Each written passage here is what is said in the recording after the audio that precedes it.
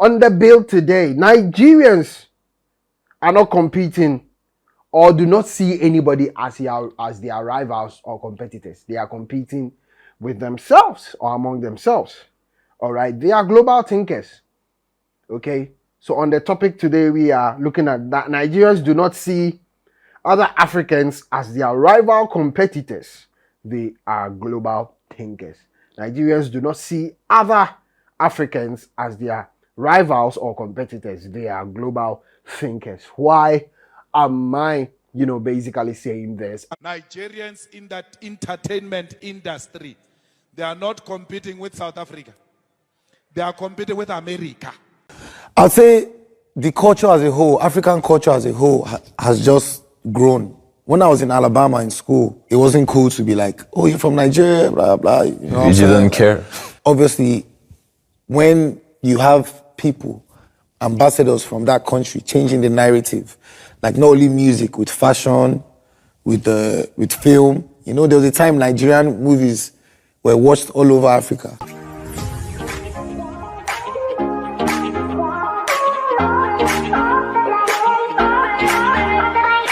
Okay, welcome to today's edition. Welcome to today's exclusive. I am here to serve you, and as usual, you know my name. I'm your commander-in-chief. I am TJ, the kingpin of this channel, but I preferably love to be called Emeka Friday, Chukwu Emeka, or Imasuen. What is on the bill today? Well, I have basically two dissections for you, and then in line with today's editorial, I want us to major on one particular reason, which Davido has expounded on, and then a South African has admonished as well. On the bill today, Nigerians are not competing or do not see anybody as their rivals or competitors. They are competing with themselves or among themselves.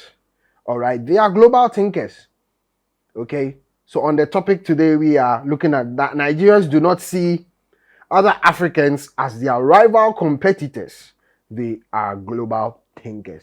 Nigerians do not see other Africans as their rivals or competitors. They are global thinkers. Why am I, basically saying this? It's in line with today's editorial. So let's move in straight to action now. A South African, all right, has expounded and narrated this one, and yeah, I'll basically show you a video, all right, that Nigerians do not see other or Africans as basically their competitors, our rivals. You rather see them as such, all right. They are even if they are competing with anybody else, they are looking at Americans. And as of now, I don't think Nigerians are even competing with Americans anymore because they've passed that threshold. They are no more thinking that, because me personally, all right, I feel the Nigerian music space, I don't want to say it's a par, but it's in line with Americans and the American music industry, all right, because they are global hit icons now. I have said this on this channel many times.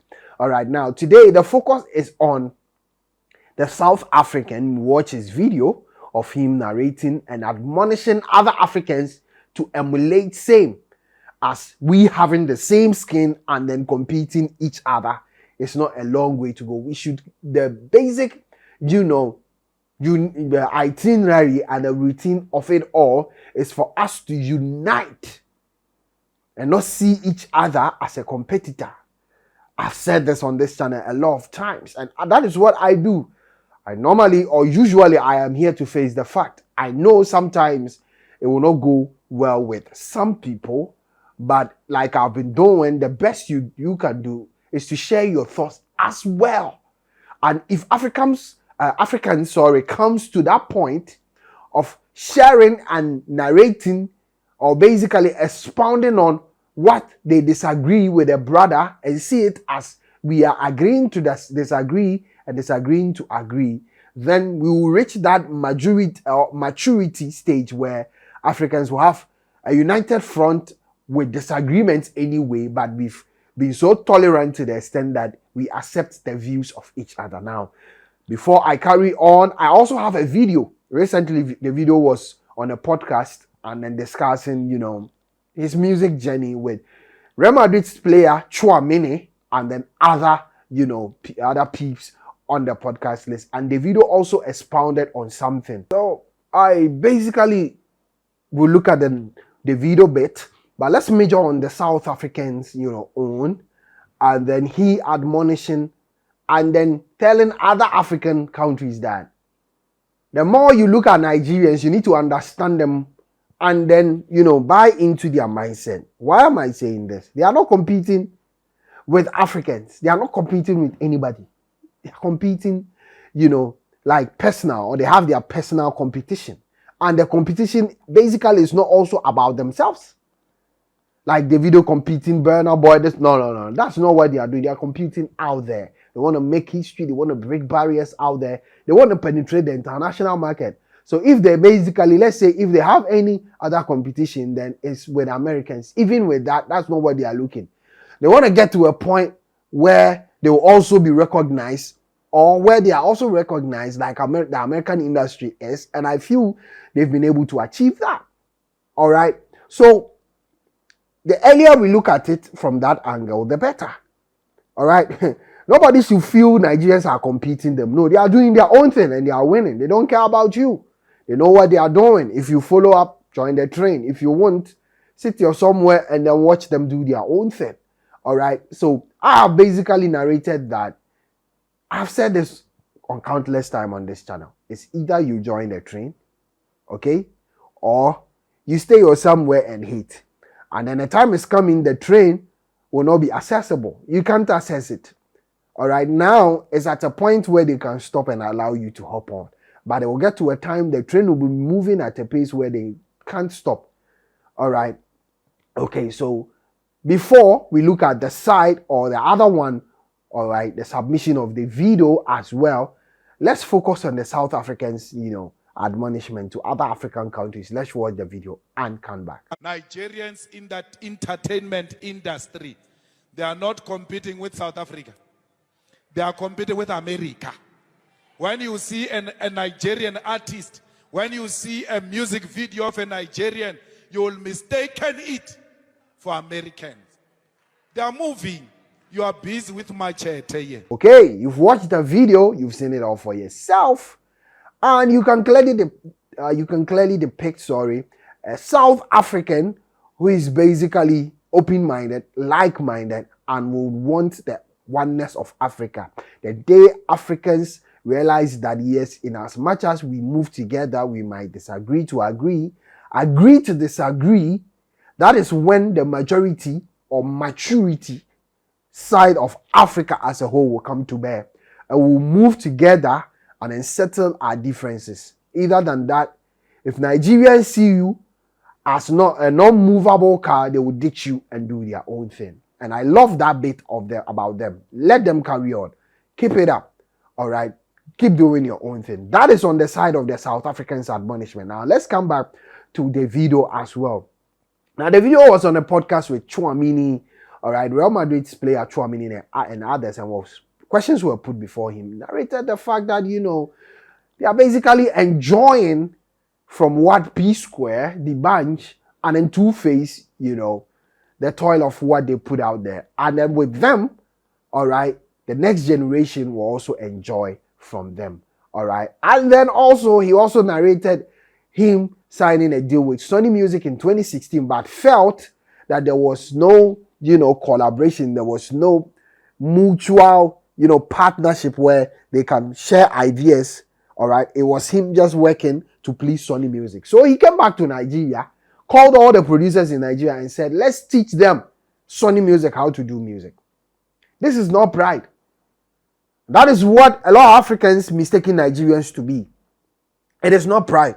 It is somebody who knows his vision, knows his pathway, and would want to proceed on that journey. All right. Sees that in as much as I'm signed to Sony, I am still not being able to do, there are a lot more. There's a lot more in me which I want to do. And I'm basically just working for them. They don't see, they don't. Should I say they don't care? Yes, because there's no collaboration, partnership. It's just me doing their bidding. Came back, released the song, and that song was even more bangros or banger of a hit. All right. So it's not pride. Okay. It's basically not pride. If you know what you are doing. All right. On the other hand, a lot more people are signed to these record labels, and because they feel Nigerians are on it, all right, they all join up and then they work for them rather than it being a mutual, something where you can unearth what is in you. So if you see them on these international record labels, they know what they are doing. And it's not just them doing their bidding, but it's also them and unearthing what is in them. Now let's watch the video, come back, and then I will do a brief editorial again, the latter stages, and I'm gonna sign out. I'll say the culture as a whole, African culture as a whole, has just grown. When I was in Alabama in school, it wasn't cool to be like, "Oh, you're from Nigeria," blah blah. You know, you didn't care. Obviously, when you have people, ambassadors from that country, changing the narrative, like not only music, with fashion, with film. You know, there was a time Nigerian movies were watched all over Africa. You know what I'm saying? When I first got signed to an international label, which was Sony, in 2016. And this is when, like, you see, when we come and sign record deals overseas, they don't know that we're superstars back home. When I signed my first deal, I just came from Mali. I just did 60,000 people in the stadium in Mali. But then when you sign a new deal, they're asking you, so what's your name? So explain, what type of music do you do? You have to prove again. Bro, I looked at my manager, I said, I'm not starting again. Like, I just did 10 years, but then it takes time to understand that what was sacrificing now, what them P-Square and the Banj and them Two-Face sacrifice for us is what we're enjoying now. What we're sacrificing now, the next generation is going to come and be bigger, definitely, because the music is only going to grow, bigger. But I always told them, when I first got signed, they put me up with some producers to do an album, because, obviously, if you sign the deal, you've gotten paid, you need to deliver an album. This is not joke. This is Sony music. This is, it's not the studio at your school. You owe them. Yeah, you owe them. You know what I'm saying? I don't want to say names, but they put me with the best of producers. Bruh. And I was recording, trying, you know what I'm saying? But I was just like, man, this is not working out. So we dropped the EP at the time. And this is after I've had like 8 years of smash hits in Africa. Like, I'm doing stadiums, like people are fainting, like, you understand? Like, But only in Africa? Yes. Oh, no, only in Africa, but no, not only in Africa, everywhere in the world. Everywhere in the world. Worldwide. It's not being seen. Like, it's Africans coming to the show, but it's not like being seen. Mm-hmm. When I was 22, I did 8,000 people in Paris. When I was 22 years old, this is how many years ago? 8,000. Obviously, like, then they were not playing us on the radio, they're not putting it on TV. You can't see it. You know what I'm saying? There's no proof. Because it's African music? Because before the institutions like it's just Sony, about culture. Now we have Live Nation. Live Nation is ticketed, is online tickets. They can look and say, okay, Davido sold 18,000 tickets in New York. He sold, but then they couldn't see it. You know what I'm saying? Now we have companies that are behind us. You know what I'm saying? So when I first came, they put me with some producers, but it didn't work out. We dropped the EP under Sony, my first project, failure. To me, to my standard. Some people might see it as success, but to my standard, that wasn't it. You know what I did? I packed my bags, because I was in Atlanta for like almost a year, and I went back home to Lagos. I went back to the hood, and I called all my producers. I said, we need to teach these people how to do music. Because they don't understand. They think, because in their head, we've given this guy millions of dollars. We need to make the kind of music we want him to make that's gonna work, so we get paid back. Yeah. I said, wait, let me go back home and come back. They didn't want your music, but they didn't understand it. Yeah, they wanted didn't think it would work. Do music with you, not your music. Yes.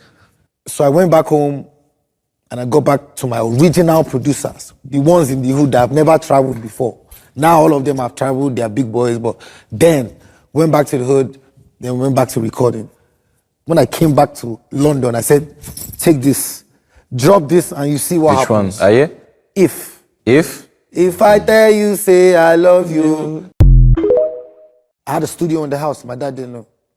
In your own house? Yes, I had a studio in the house. Not too loud for Stop him? it. That's crazy. That's He was not too busy, possible. like stays upstairs, like, you know what I'm saying? Like, he You're wasn't sure really- it's a house? It's not the... It means that you had a big mansion. Yeah, it was big. You had a big mansion. Yeah, for 20-something sure. That was a like- big house. How much? Like 20-something rooms, like it was big. Yeah, okay. big mansion. So, and I'm on like this floor, he's on like the top floor. And he goes straight to his room. Once he comes back from work, he's going in the elevator and he's going straight to his room. So he never heard the studio. But when I finished high school, I moved to America for college. Where? I first moved to Tennessee, but when I moved to Tennessee, Collegedale, Tennessee, that's the first place I went to. But it was like a Christian, he moved me to like a Christian university. Like, I was like the only African in like the whole place. So I couldn't stay there because I was just not feeling it. So he moved me to Alabama, Okay. 2 hours away. He didn't want me to stay in Atlanta. I was born in Atlanta. He didn't want me to stay in Atlanta because Why? he thought I'd be distracted. You know, Atlanta, the clubs, everything. So he went to Alabama. But he didn't know that's where the problem would start. Because the school I went to was very, very musically inclined. They had the best choir. They had the best music program. But obviously, he never let me join it. But then I had a lot of people that, you know, did music there. So when I first got to the school, you know, he dropped me off, went to the school. In the dorm, like where the students stay, upstairs in my room, I'm always hearing like boom, boom, boom, boom, boom, like it's like music upstairs of my room.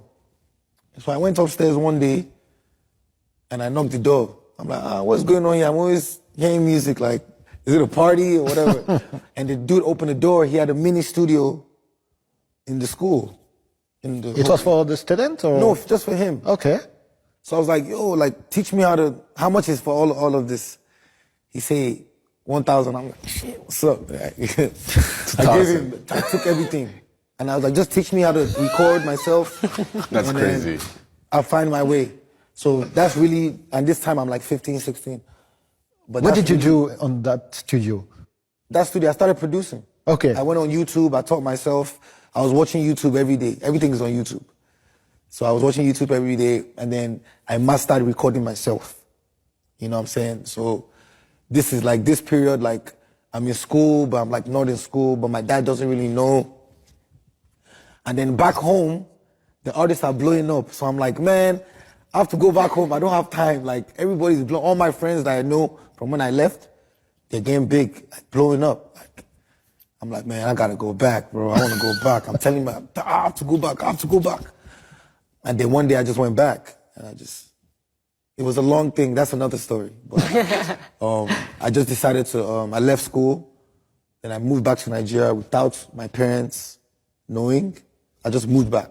Like, When you told at your father that you do music? I didn't ask him. I moved back, and he heard. Figure it out. Okay. Okay, welcome back. Let's do this. Let's carry on. All right. Okay, now you saw it for yourself, and you had it all from somebody who has a vision from his childhood, went to school, left his school because he went to another state, decided to pursue music. It was all about music. He wanted to make a fortune for himself rather than depending on his father's wealth. Okay, so evasively, you could understand and foresee somebody who had a vision. And that is where people will mistake it for pride. You get it?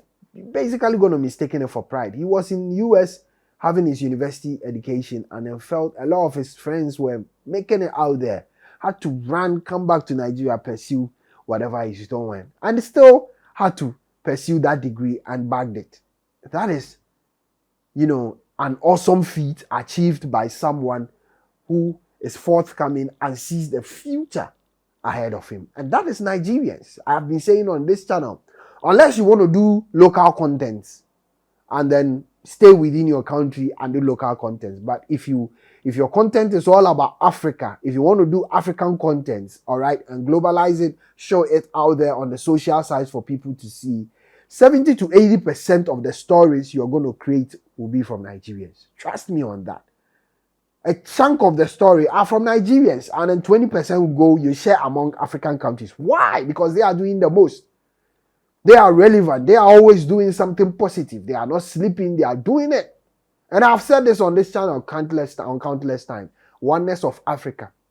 If I share something, and you disagree, share your opinion, devoid of insults. That is the oneness of Africa. We being one does not mean that we'll not be once in a while have, one or two doubts and disagreements about what we are doing, but we agree to disagree, and then we disagree to agree, but still go on to arrive at that common goal. Okay, guys? Okay, so salute to Nigerians. I'm going to do that if basically that is what I'm going to do the whole year, depending on the stories I find and the research into, and they are all Nigeria or about Nigerians, will be here to, basically congratulate them. On the other hand, if it's on other African countries, I'm also going to stay factual and then talk about it. Okay, so shout outs to Davido, shout out to the South African who spoke the truth as well, and shout out to the Nigerian space. I salute you all. Okay, my name has always been TJY. It is time to sign out of here. If you agree or disagree with me in line with today's editorial, do well to share your opinion with me, and let's do this together. Share your thoughts with me in line or in the comment section, and let's do this together. Do well to subscribe to the channel. Join the family. If you've been watching my videos and you are yet to subscribe, do well to subscribe, as we are on our way to 5K. And then from 5K, we'll do the double digits of 10K, and then we'll all celebrate together. I appreciate you all, and I do not take you all for granted. All right, I love you all. Okay, thank you very much. My name has always been TJY, but I love to be called Emeka Chukwu Emeka, and then Imaswen or Emeka Friday. I'm signing out of here. See you same time. I salute.